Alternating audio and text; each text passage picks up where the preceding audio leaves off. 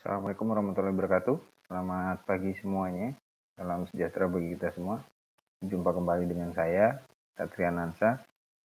Masih dengan topik pembahasan yang sama ya, mengenai public speaking. Di sini saya akan meneruskan materi-materi yang telah saya sampaikan sebelumnya ya, terutama materi pertemuan ke-12 ya. Video ini adalah merupakan video dari lanjutan dari materi yang sudah saya jelaskan sebelumnya ya, yaitu topik pidato. Nah, pada materi hari ini ya, yang akan saya bawakan yaitu bagaimana caranya memilih topik pidato ya. Nah, ini mungkin video ini nantinya akan sangat-sangat bermanfaat sekali bagi Anda ya, yang sedang ingin menentukan topik pidato yang akan dibawakan ya, terutama mahasiswa saya yang nantinya mungkin mendapatkan tugas ya, atau soal ya, atau tugas akhir yang berkaitan dengan pidato ya. Simak baik-baik videonya, semoga bermanfaat.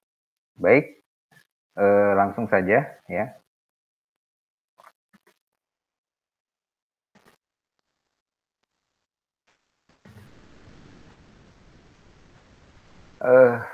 Jadi memilih topik pidato ya. Sering kali kita memang menjadi bingung ketika harus mencari topik yang baik ya. Seakan-akan dunia ini kering bahan untuk dibicarakan, atau nggak ada bahan yang dibicarakan ya, yang bisa jadi bahan pembicaraan. Seakan-akan kita tidak memiliki keahlian apa-apa mengenai hal ini ya. Nah, tapi jangan bingung, karena sebenarnya setiap orang itu memiliki keahlian masing-masing ya.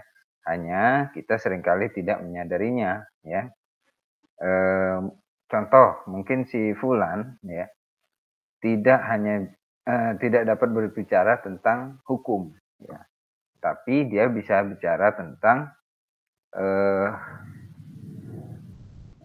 berbicara tentang mobil atau kendaraan seperti itu ya. Nah, contohnya lagi yang lain mungkin si Andi katakanlah. Dia sangat lancar berbicara tentang hukum waris ya. Tapi hampir pasti beliau akan gagap ketika disuruh menjelaskan tentang otomotif ya. Kenapa seperti itu? Karena memang mungkin materi yang dibawakan tadi memang bukan sesuai dengan passionnya, atau orang tersebut memang minim tentang pengetahuan dari materi yang akan dibawakan ya, seperti itu.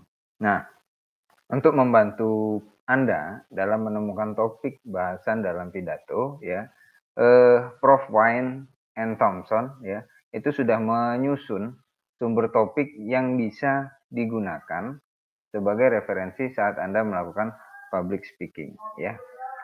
Yang pertama itu pengalaman pribadi. Nah, pengalaman pribadi ini bisa kalian angkat untuk menjadi topik pidato ya.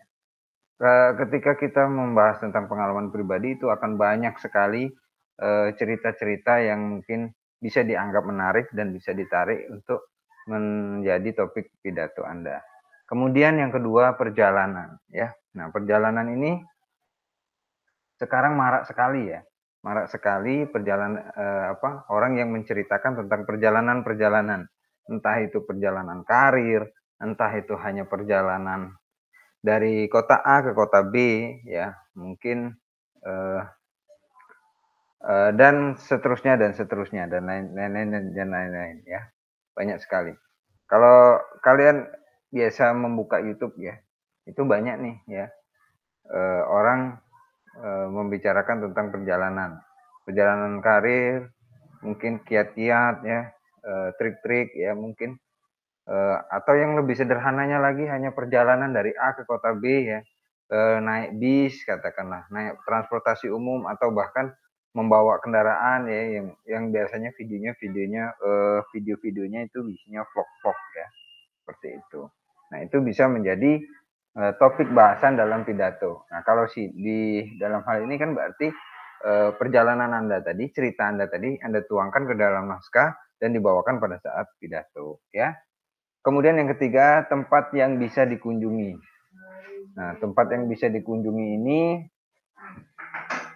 mungkin bisa saja berupa objek wisata, ya, mungkin tempat-tempat bersejarah dan lain sebagainya yang unik dan menarik yang mungkin bisa dijadikan bahan sebagai topik untuk berpidato, ya. Selanjutnya ada wawancara dengan tokoh. Nah, ini menarik juga, ya.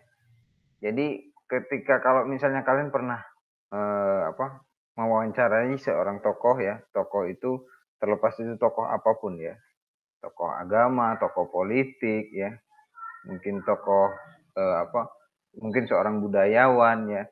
Nah, ada informasi yang mungkin menarik yang pada saat kalian melakukan wawancara tadi, ya, yang bisa kalian angkat dan kalian jabarkan menjadi topik untuk pidato, ya. Kejadian luar biasa. Nah, ini mungkin kejadian-kejadian yang menarik yang pernah kalian alami selama masa hidup kalian, ya. Itu juga bisa diangkat menjadi topik dalam berpidato. Peristiwa lucu, ya, peristiwa lucu.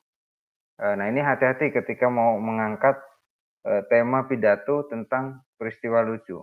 Karena peristiwa lucu itu sifatnya situasi, ya.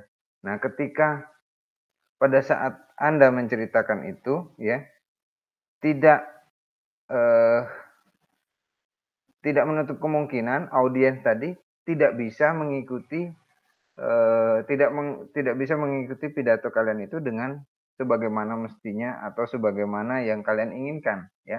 Karena daya tangkap audiens itu berbeda-beda, ya. Nah, oleh karena itu ketika kalian mau membawakan eh, topik pidato dengan peristiwa lucu yang pernah kalian alami, nah ini harus benar-benar kalian kemas dengan sederhana dan mudah untuk diserap oleh audiens, ya. Sehingga apa yang kalian inginkan ketika saat kalian membawakan pidato tadi, ya, itu bisa terlaksana atau tersampaikan. Seperti itu, ya. Kemudian yang ketujuh, kelakuan atau adat yang aneh. Nah, ini mungkin juga bisa ditarik diambil menjadi topik pidato, ya. Mungkin nih ketika kalian mendatangi sebuah satu daerah yang belum pernah kalian temui, ya, belum pernah kalian datangi. Nah, di sana memiliki kebudayaan atau adat istiadat yang berbeda, ya, yang menurut kalian unik, itu bisa kalian angkat menjadi naskah pidato, ya, dan kalian bawakan. Tapi ingat, adat istiadat itu apa? Itu adalah kebiasaan, ya. Nah, kebiasaan yang sudah dilakukan secara turun-temurun, ya, regenerasi, ya. Nah, berarti itu sifatnya sensitif, ya.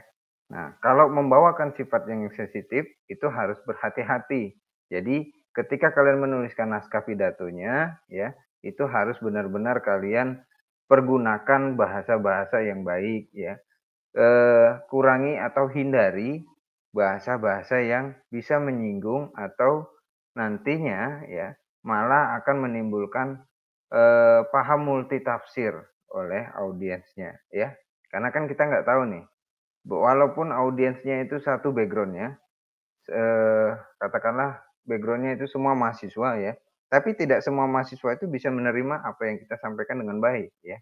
Jangan sampai materi yang kalian buat, ya, itu nanti menimbulkan multitafsir di pihak audiens, ya. Nah, jadi kalau misalnya mau narik tema-tema yang kelakuan dan adat yang aneh ini tadi, berhati-hatilah dalam menggunakan kata-kata atau merangkai kalimatnya, ya, seperti itu. Kemudian selanjutnya ada hobi dan keterampilan. Nah, cara melakukan sesuatu, cara mengerjakan sesuatu, cara kerja sesuatu, ya, itu bisa juga kalian angkat menjadi topik pidato, ya.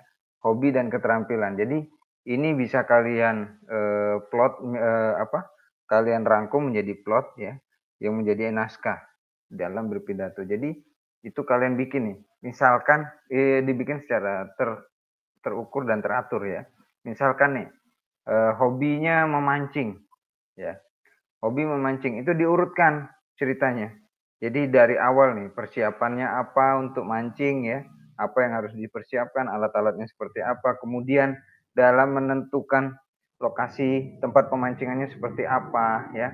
Nah, itu bisa diolah menjadi plot-plot ya, dikemas dengan bahasa-bahasa yang menarik sehingga apa? Sehingga ketika materi itu tadi dibawakan ke dalam pidato kalian, itu audiens bisa mengikuti. Oh, ternyata hobi mancing itu asik ya.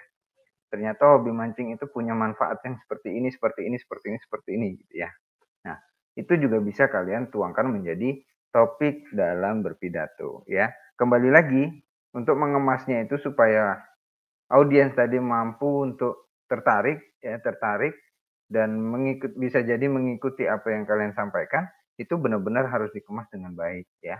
Bahasanya, penggunaan kalimatnya, kemudian kalau sudah disusun naskahnya dengan baik, kemudian pelafasannya ya, penggunaan penekanan bahasanya ya, intonasinya itu harus diperhatikan dan terus diasah ya, seperti itu.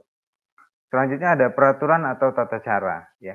Nah, ini mungkin ini sifatnya eh, normatif ya. Jadi ada aturan baru katakanlah, ada peraturan terbaru. Nah, ini bisa diangkat menjadi topik pidato. Diulas lagi tentang peraturan tersebut ya. Dari segi positif, negatif ya, itu bisa diulas dan diangkat menjadi topik pidato ya. Kemudian pengalaman pekerjaan atau profesi. Nah, ini eh, pengalaman profesi itu juga bisa dijadikan topik pidato. Contoh seperti Bapak kan mengajar ya.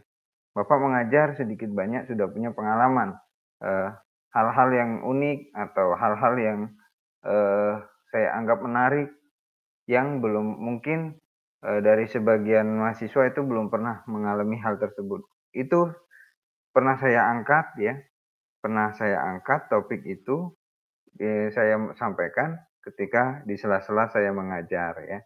Tapi untuk untuk mengangkat tema ini juga tidak lepas dari bagaimana cara kita delivery-nya, penyampaian informasinya ya, penggunaan bahasanya yang sederhana supaya eh, pengalaman kita tadi bisa ditangkap dan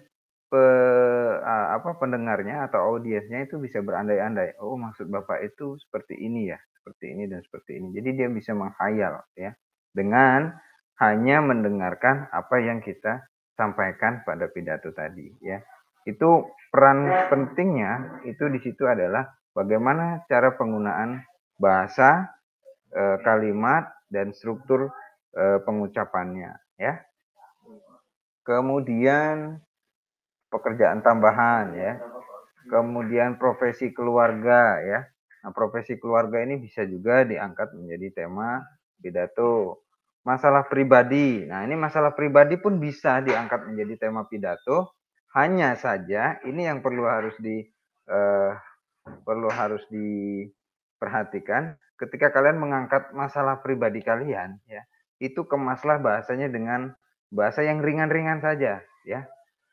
eh, Jangan terkesan kalian curhat di dalam situ ya.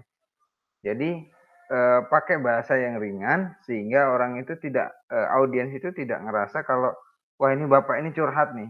Ini orang ini sebenarnya curhat nih. Enggak ya. Tapi eh, apa yang kalian ingin sampaikan itu sudah tersampaikan ya pada pidato itu. Nah, kuncinya itu di situ ya. Jadi penggunaan kata-kata sehingga orang itu tidak ngerasa kalau wah saya ini cuma dengerin curhat seperti itu ya. Itu kalau untuk mengangkat tema masalah tentang masalah pribadi. Selanjutnya ada agama. Oh, kalau agama banyak ya. Tema pidato yang bisa kalian ambil tentang keagamaan banyak sekali ya. Kemudian pendidikan. Nah, pendidikan mungkin bisa juga diangkat temanya ya. Pendidikan di Indonesia atau pendidikan yang kalian sedang tempuh ya. Itu bisa diangkat dan dikembangkan menjadi tema pidato. Masalah kemasyarakatan ya. Masalah kemasyarakatan juga bisa diangkat menjadi tema pidato ya. Contohnya apa? Minimnya kepedulian, contoh ya, kalau misalnya mau dijadikan judul pidato, minimnya kepedulian masyarakat terhadap kebersihan lingkungan, seperti itu. Nah, itu dari situ, itu keywordnya ya, kata kuncinya minimnya minimnya kesadaran masyarakat terhadap kebersihan lingkungan ya. Itu keywordnya. Jadi dijabarkan lagi, apa sih tentang kebersihan lingkungan itu seperti apa, contoh nyatanya seperti apa. Mulailah kalian mengembangkan, mulailah kalian riset ya tentang tema yang sesuai dengan judulnya tadi ya.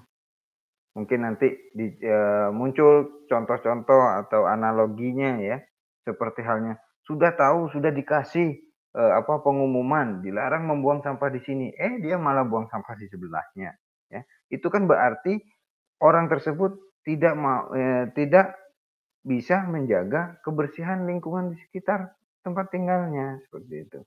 Itu contohnya ya. Dan nanti mungkin kalian bisa mengembangkannya sendiri sesuai dengan pengetahuan kalian, sesuai dengan pengalaman diri kalian ya. Kejadian khusus. Nah, ini kejadian khusus contohnya perayaan Maulid Nabi ya. Kemudian mungkin Natal, Paskah ya, mungkin tahun baru dan seterusnya ya. Peristiwa yang erat kaitannya dengan peringatan. Nah, ini mungkin kayak 17 Agustus, kemudian Sumpah Pemuda ya, itu mungkin bisa ditarik menjadi topik pidato ya. Yang terakhir minat dan bakat. Wah, ini banyak ya, kalau dikatakan minat dan bakat ini tidak terbatas ya. Apa yang menjadi minat kalian, bakat kalian, silakan. Kalau mau diangkat menjadi topik pidato ya. Nah, itu tadi topik bahasan yang mungkin bisa kalian gunakan untuk dijadikan topik pidato ya. Selanjutnya ya. Selanjutnya nih ya. Setelah kalian menemukan topik bahasan yang tepat ya, selanjutnya adalah menentukan topik yang baik. Nah, tadi topik yang tepat, sekarang topik yang baik ya. Nah, ketika kalian menentukan topik yang baik, itu dapat menggunakan ukuran-ukuran. Jadi topik yang baik itu ada ukurannya, ada tolak ukurnya ya. Nah, tolak ukurnya itu bisa kalian perhatikan, ada beberapa poin berikut ini ya. Yang pertama, topik harus sesuai dengan latar belakang Anda. Maksudnya apa? Topik yang paling baik adalah topik yang memberikan kemungkinan Anda lebih tahu daripada khalayak ramai. Maksudnya topik yang memberikan kemungkinan Anda itu lebih paham dibanding audiensnya ya. Kenapa seperti itu? Karena sebelum audiensnya paham, harusnya yang lebih utama adalah kalian dulu. Karena kalian juru pidatonya ya. Mana mungkin juru pidato itu tidak lebih paham dari audiensnya. Apa yang akan terjadi? Ya. Maka bisa dipastikan pidato yang akan Anda bawakan itu bisa berantakan ya.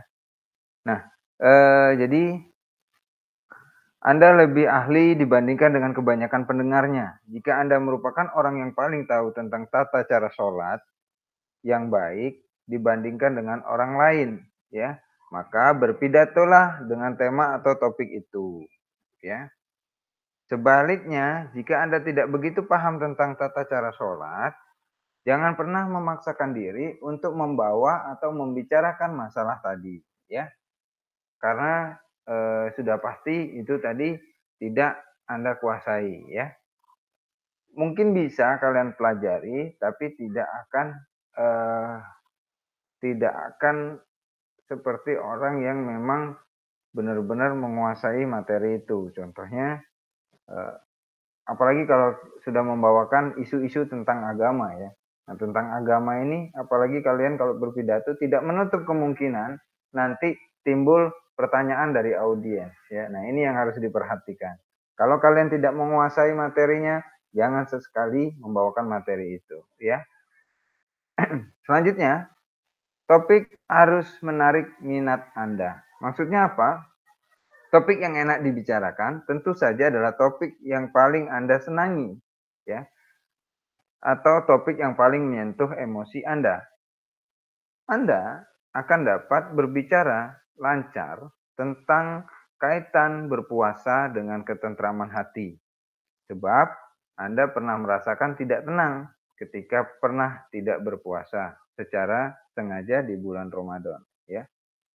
Eh, Maksudnya adalah topik itu harus menarik minat Anda, ya.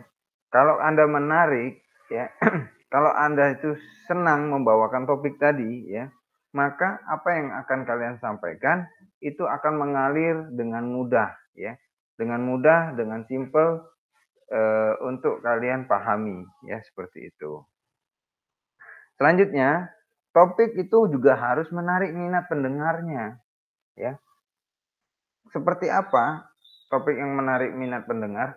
Kalian harus tahu dulu siapa audiens kalian, ya.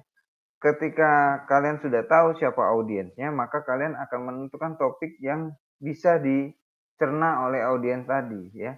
Jadi bisa dikonsumsi oleh audiens tadi. Jadi harus diperhatikan juga. Jangan kalian memaksakan topik pidato yang jelas-jelas audiens itu tidak mau mendengarkannya, tidak punya minat, ya.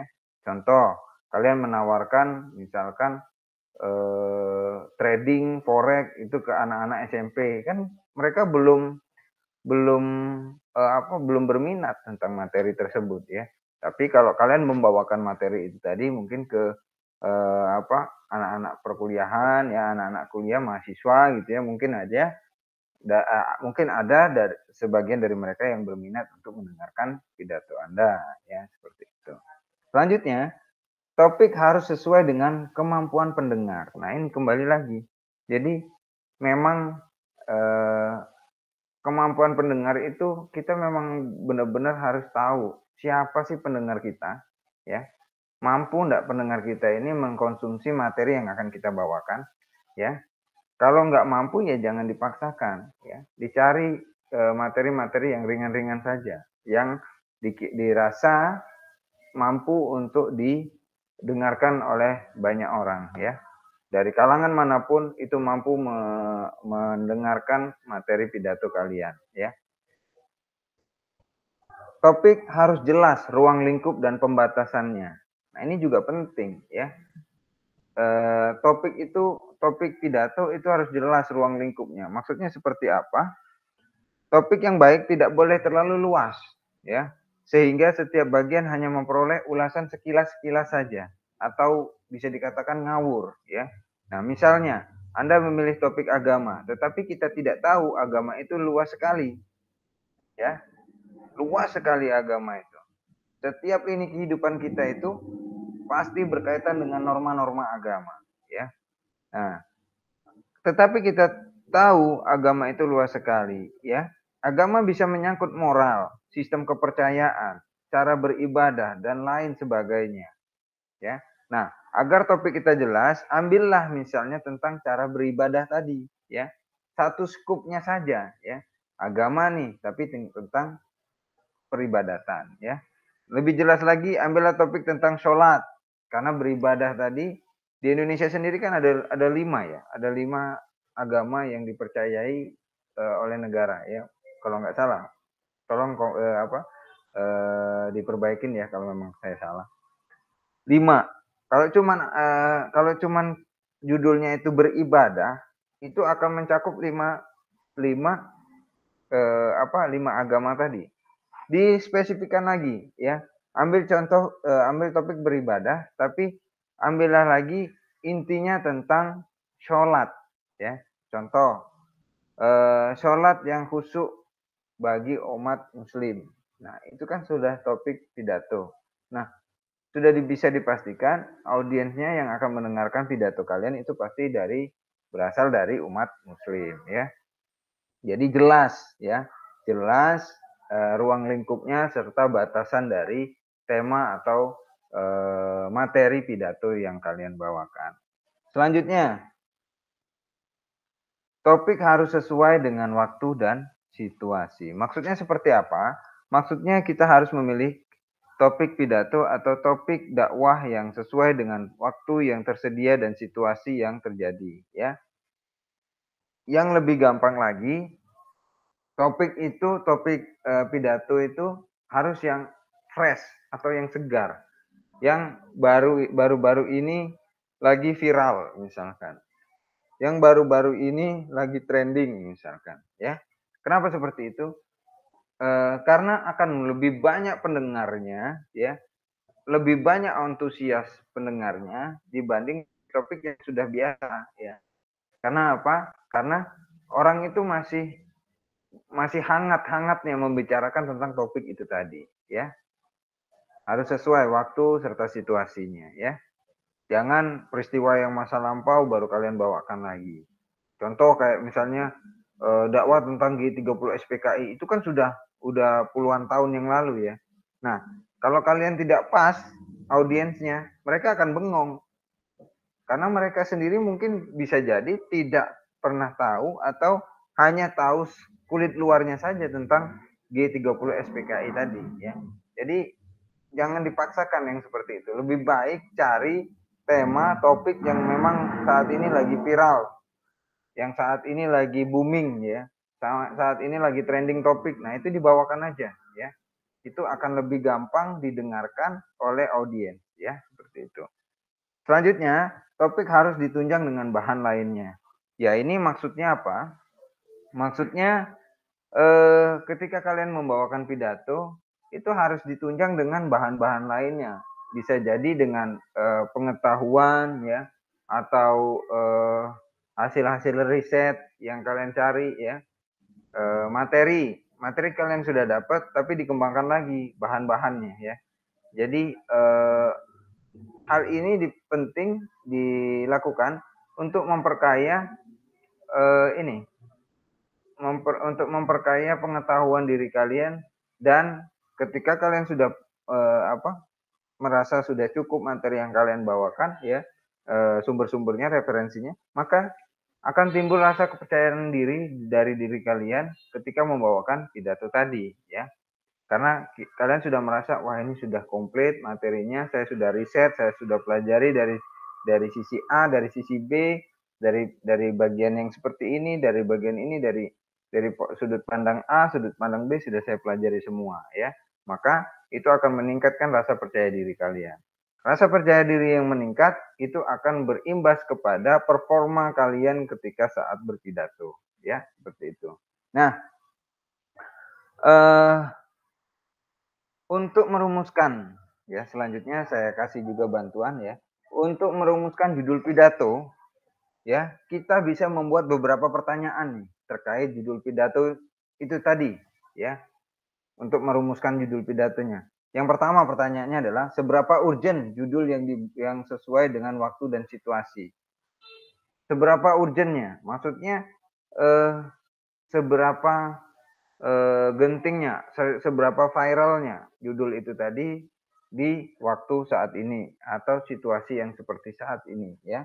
Yang kedua, judul sebaiknya berupa kalimat sempurna. Maksudnya seperti apa, Pak?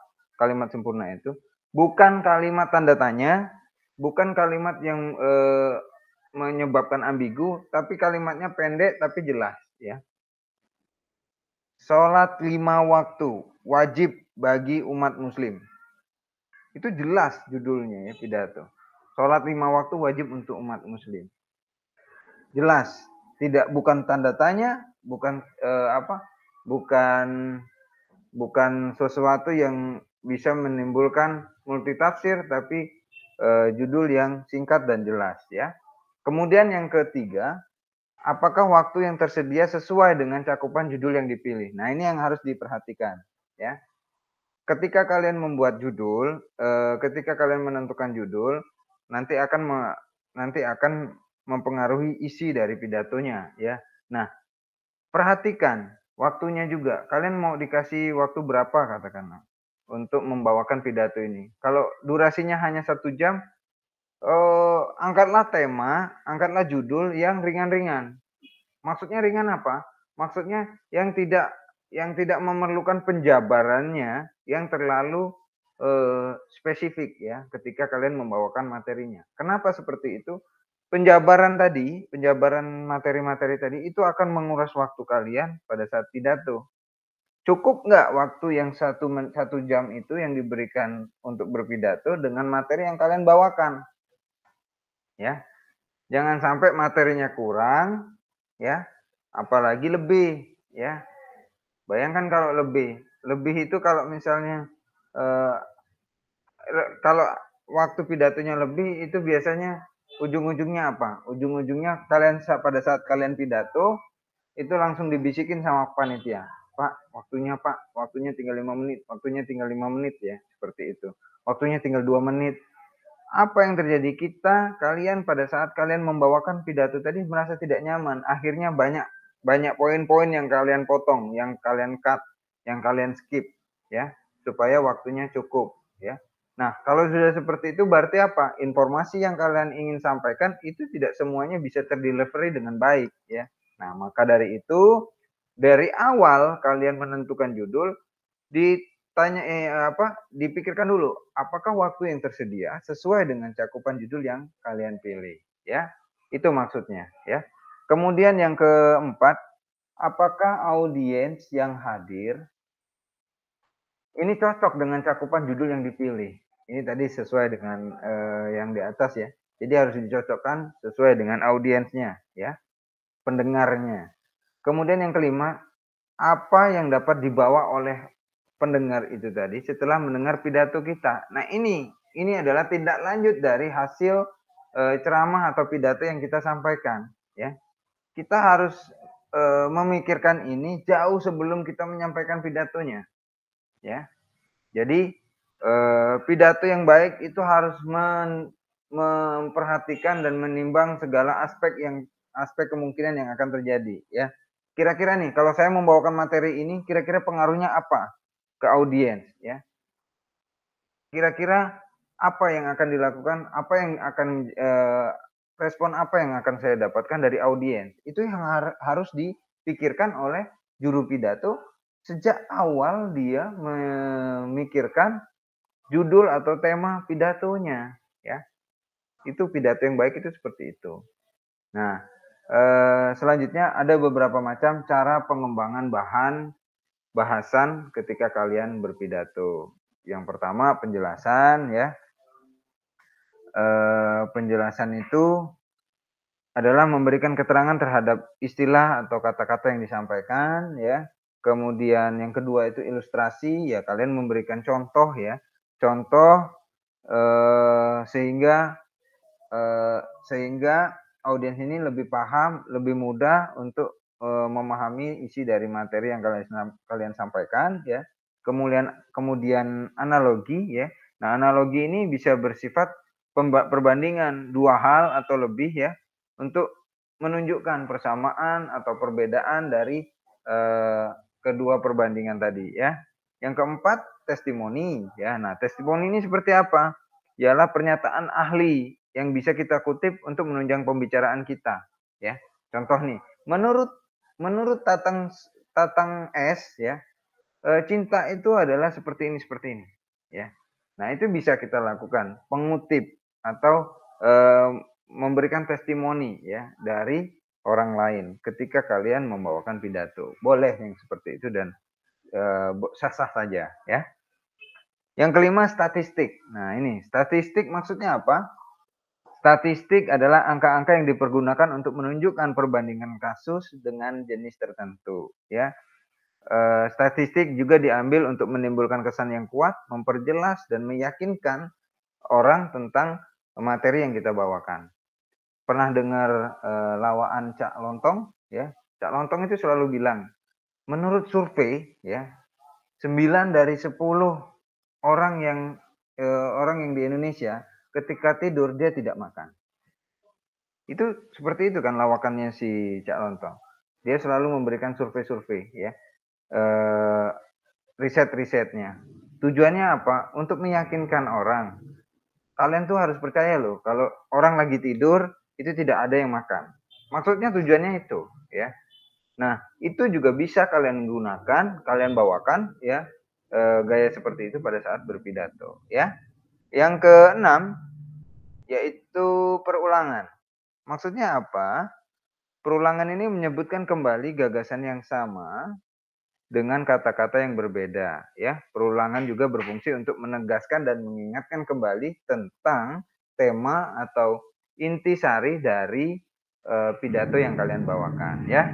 Baik, itulah tadi yang bisa saya sampaikan ya mengenai eh, memilih topik pidato yang baik, yang tepat ya, kemudian juga bagaimana caranya merumuskan pidato tadi ya, kemudian ya setelah kalian bisa mencari topik pidato, topik bahasan untuk pidato, kemudian kalian tuangkan juga ke dalam topik yang baik ya, topik yang baik tadi sudah ada beberapa langkah yang harus diambil ya, kemudian eh, setelah topiknya dapat dikerucutkan menjadi judul pidato ya. Nah, judul pidato tadi juga sudah saya sampaikan ya.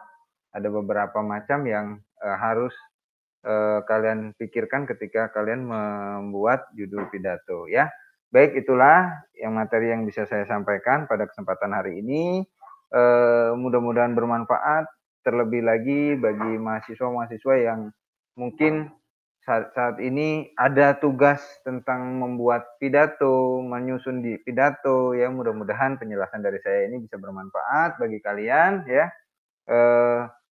Jangan lupa juga untuk terus support channel saya ya, di like, komen, dan subscribe. Supaya apa? Supaya ketika saya memberikan materi-materi yang selanjutnya ya, bisa kalian dapatkan pemberitahuannya secara cepat ya.